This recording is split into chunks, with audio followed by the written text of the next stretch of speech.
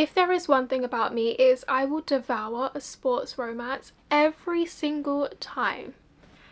Every single time.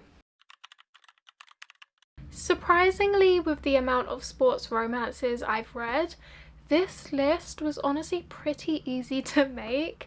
I have kind of, you know, grouped series together because it would break my heart to break them apart, so I just couldn't do that. So sorry if that is against your rules, but it's not against mine. We are going to go through my top 10 sports romances just so you could get some recommendations, you can know my taste and see if we have some similar tastes. And yeah, we're going to start from 10 and go down to 1 being my absolute favourite sports romance and 10 being I absolutely loved it but it's not my favourite. In 10th place we have a very controversial one, and that is Icebreaker. I absolutely loved this book. I really don't get the hate. I really don't. I can see why you wouldn't like it. The hate that this book got was honestly insane. I think the wrong people read it and that's unfortunate, but it's a good book in my opinion. So we have Nate and Anastasia. Nate is an ice hockey player. Anastasia is a figure skater. They have to share the ice. They kind of don't like each other. They start to get feelings, and it was such a fun time to see them just bond, and also I just love to see them bicker. I thought it was such a fun time. I'm really excited to read Wildfire and Daydream.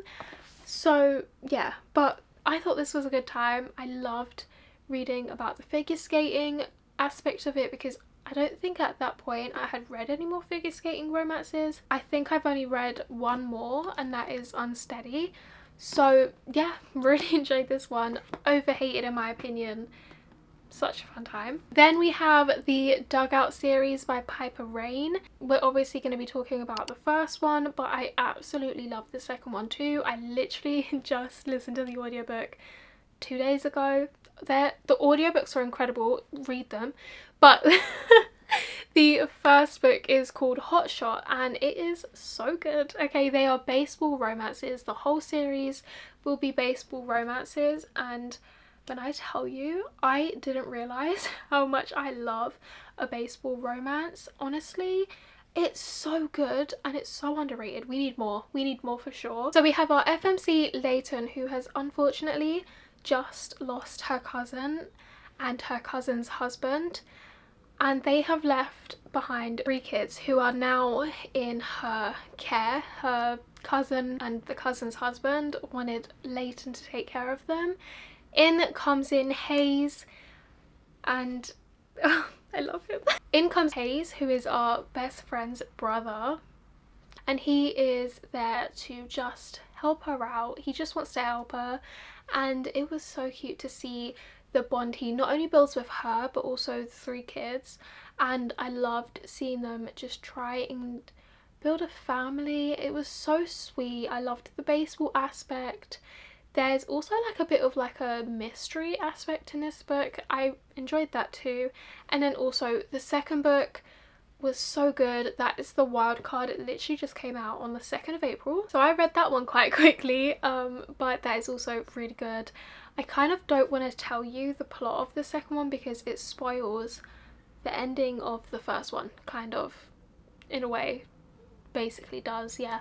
But just know it's really good. Okay, it was such a fun time and I cannot wait for the 3rd book. I genuinely am so excited for the 3rd book. I'm gonna wait for the audiobook though because I partly listened and partly read on my phone the first book, listened to the whole audiobook of the second one, and they are just so good.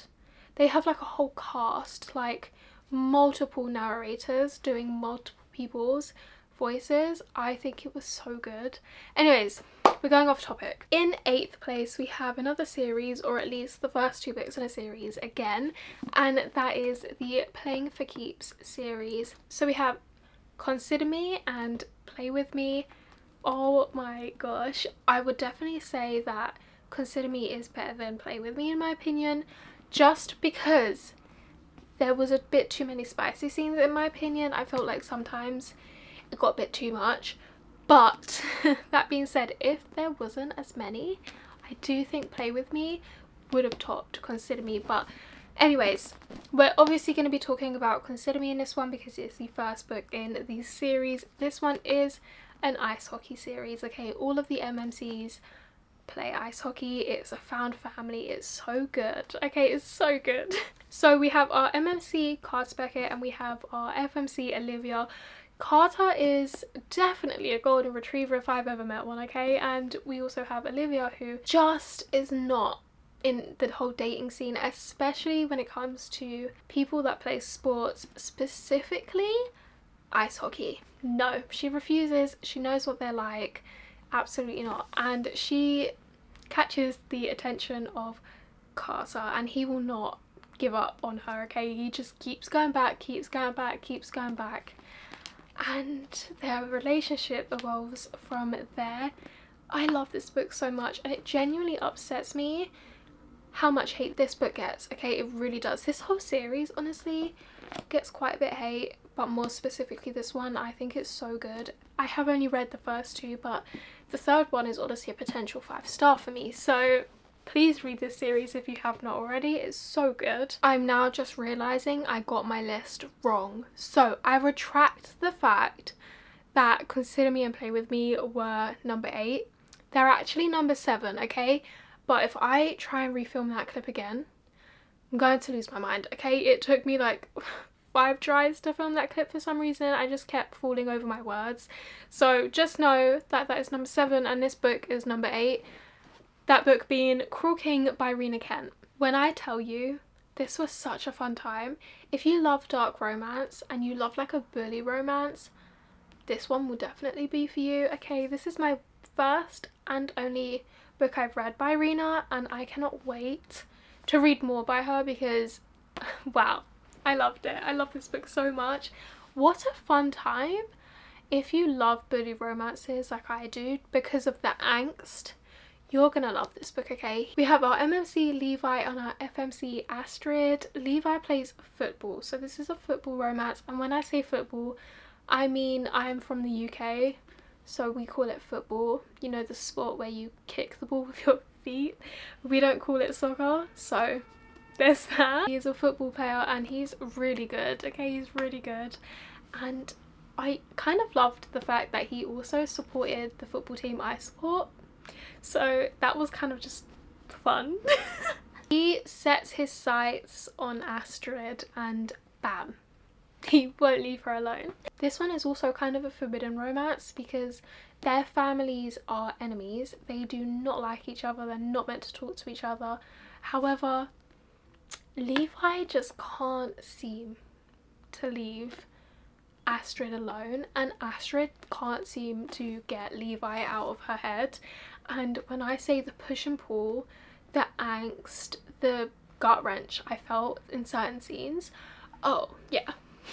Yeah. Okay, and a new favourite of mine is Mile High by Liz Tomfordy. The hate that this one gets is honestly so confusing to me because wow, was this book good? Like, it was nearly a 5-star. It was a 4.75 for me, so close to being a 5-star.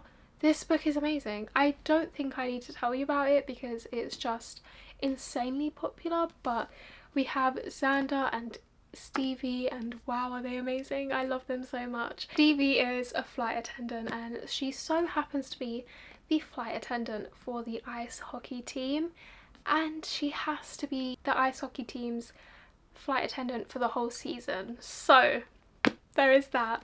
They start off on the wrong foot. It was honestly just so funny to read and I just love this book so much.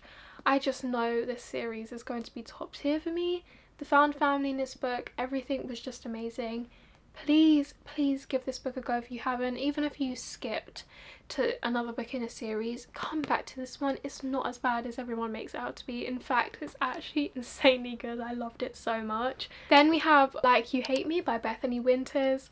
This is an MM basketball romance, and when I tell you the angst in this one, if you thought any of the others were angsty, This one tops it. This one is so good. If you love romance, you need to read this one. What are you doing if you haven't? Okay, it's so good. It's so good. Incredibly good, okay? So, we have Nate and Xavier. Nate is Xavier's sister's best friend. I hope that makes sense. Did I even say that correctly? However, Xavier's sister did pass away, and Xavier absolutely hates Nate. Like, absolutely hates him. And he basically just, like, cannot stand him. And one day, Nate shows up to where Xavier is living, and he's not very happy about it. Neither of them are happy about it, honestly. And the angst, the way they long for each other but they hate each other at the same time, it was so good. It was so good. I cannot wait to read the second book in this series. I have a feeling I'm going to absolutely love that one too.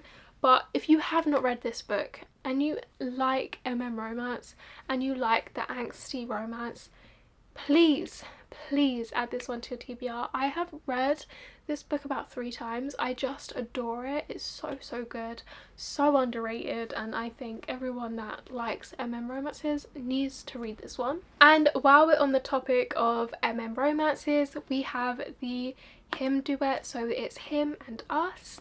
This one is ice hockey. Obviously a lot of the books on this list are ice hockey romances, but this is a ex-best friends romance. This one's just so sweet. I just love this duet so much. So they go a couple years without seeing each other, but then they come back to the summer camp where they stopped being friends, and they see each other and they have to dorm with each other. I'm pretty sure. It has been a while since I've read this one, but the tensions rise, they start to feel again, and it was just so good. I just absolutely adore this duet. I definitely need to do a reread because my memory is a little bit hazy with this duet, but I just remember feeling every little emotion I could feel. Then we have the off-campus series. Is anybody shocked? Absolutely not. I love this series so much. Of course, my favourite is The Deal. I don't even want to admit how many times I've reread that one, and I will be rereading it again before the show comes out in May. Oh, I'm gonna be having such a good time. I don't think I have to tell you about this one. We obviously have Hannah and Graham. Fake dating. Oh, guys. Nothing will ever kill my love for this series. I just think it's top tier, okay? It is top tier. It's the OG. Oh, it's just so good. Then we have the Moonshot Hockey series. Now, honestly, I was kind of like debating on whether I should put this on top of the off-campus series, and now I'm starting to think maybe it should have gone under the off-campus series. Okay, we'll just say it's tied. I don't know. I'm really not sure, and I keep going back and forth with myself, so I don't know, because the Moonshot Hockey series is not finished, okay? It's not finished, but we do have 2 books out and another book coming very soon, so I need to tell you about them because they're incredible, and the fact that they're not being talked about as much as they should be is a crime. So we have the first book, which is Lucky Shot, and it follows Nick and Ruby. Ruby is an author and she has to try and learn about ice hockey for her next book because the publishers have told her she needs her next book to be about ice hockey because that is what is popular right now, and she knows absolutely nothing about it. So she tries to find some people and she ends up being able to stay at someone's cabin while they teach her about ice hockey. However, that someone ends up being Nick, who is a single grumpy dad, okay? And it's just so good. This book was 5 stars. It was so good to me. I loved it so much. It honestly just amazing. I can't believe it's so underrated. The found family in this one was top tier. I just love found family so much. So good, okay, it's so good. And the second book is also amazing. That one is a Marriage in Vegas one, so that was really good too. And the number one series is of course the Boys of Tommen series. Now I'm gonna hold up Releasing 10 because I have Binding 13 all the way at the bottom and that is just no. So we're gonna hold up Releasing 10. Now check the trigger warnings if you have not read this series yet. It's a lot, okay, it's a lot, especially as someone who doesn't have triggers. Well, I have triggers, but they don't really affect me the way some people will be affected by triggers, so please check your trigger warnings. This series is just a lot for some people. It's a lot for me, it's a lot for everyone that I have seen that has read it, okay? It's just a lot. But it is the most incredible series I will ever read. Nothing will ever top it. Nothing. I love it so much. And it's just amazing. It's just amazing. If I didn't say it is a rugby series, well, kind of. A majority of the MMCs play rugby and one of them plays another sport, but if I'm being honest, it's gone. I cannot think of the sport that Joey plays.